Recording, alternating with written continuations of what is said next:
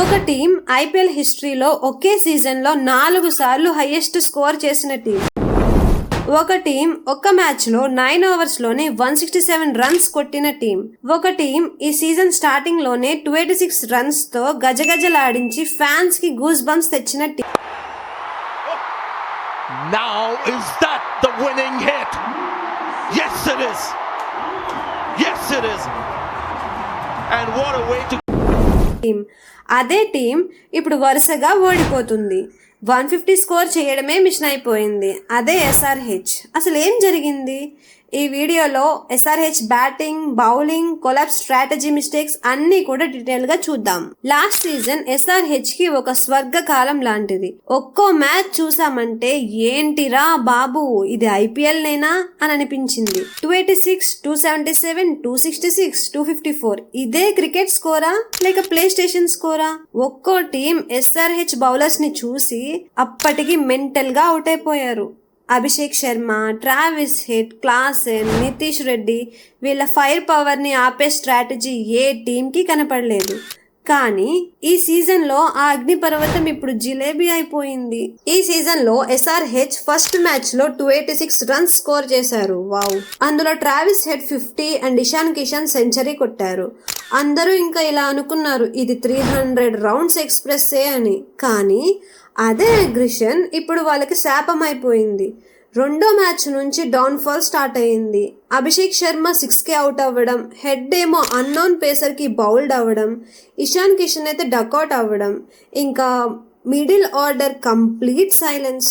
మూడో మ్యాచ్లో కూడా అభిషేక్ 1కి అవుట్ అవ్వడం, హెడ్ 22కి అవుట్ అవ్వడం, నితీష్ డక్అవుట్ అవ్వడం, ఇషాన్ 2కి అవుట్ అవ్వడం. ఇలా టాప్ ఆర్డర్ పడిపోతుంటే మిగతా ప్లేయర్స్ టార్గెట్ 300 ఎలా చేద్దామంటారు? అభిషేక్ శర్మ లాస్ట్ సీజన్లో కన్సిస్టెన్సీ ఐకాన్, కానీ ఇప్పుడు అగ్రెసివ్ ఇంటెంట్ తప్ప పేషెన్స్ లేదు. ట్రావిస్ హెడ్ ఏమో లాస్ట్ సీజన్లో 567 రన్స్ చేశారు, కానీ ఇప్పుడు ఒక అన్నోన్ బౌలర్స్కే అవుట్ అవుతున్నారు. ఇషాన్ కిషన్ ఒక్క సెంచరీ తప్ప ఇంకా సెర్చ్లోనే ఉన్నాడు. క్లాసెన్, నితీష్ రెడ్డి వీళ్ళైతే ఇన్కన్సిస్టెన్సీ కింగ్స్ అయ్యారు.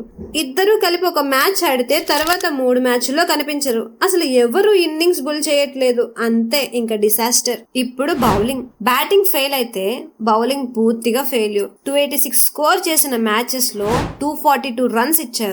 ప్యాట్ కమిన్స్ 4 ఓవర్స్ లో 60 రన్స్, షమి 3 ఓవర్స్ లో 33 రన్స్. ఇకపోతే అభిషేక్ శర్మ అయితే బౌలర్ లా కనపడుతున్నారు. ఇంకా మిగతా వాళ్ళైతే లెక్కే లేదు. ఇంకా రిమైనింగ్ మ్యాచెస్ లో కూడా 190 డిఫెండ్ చేయలేకపోయారు, 164 డిఫెండ్ చేయలేకపోయారు.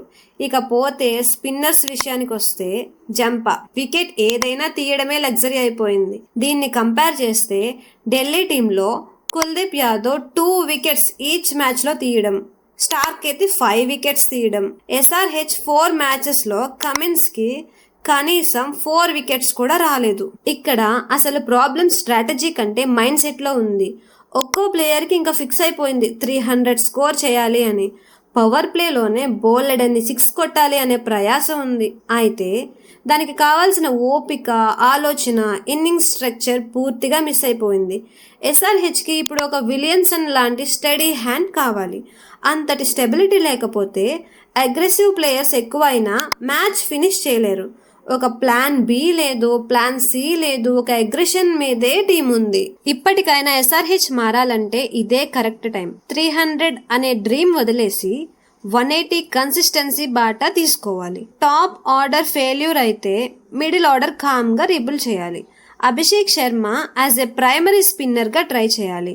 జంపాని బెంచ్ చేసి కొత్త స్పిన్నర్స్కి ఛాన్స్ ఇవ్వాలి. కమిన్స్ అగ్రెసివ్ లీడర్ అయినా ఆ అగ్రెషన్ ఫీల్డ్ ప్లేస్మెంట్స్లో కనిపించాలి. ఇంకా పక్కా గేమ్ ప్లాన్స్ లేకపోతే ప్లే ఆఫ్ స్ట్రీమ్ దూరమే.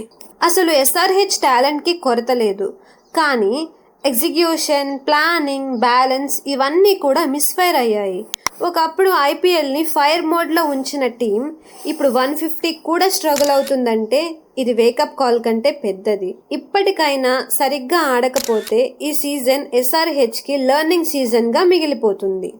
మీరు కూడా కింద కమెంట్స్లో చెప్పండి, అసలు ఎస్ఆర్హెచ్ ప్లే ఆఫ్స్కి చేరుతుందా లేదా ఇంకా ఈ సీజన్లో స్కిప్ అవుతుందా? ఇలాంటి ఇన్డెప్త్ క్రికెట్ అనాలిసిస్ కోసం లైక్, షేర్, సబ్స్క్రైబ్ చేయండి ప్లీజ్.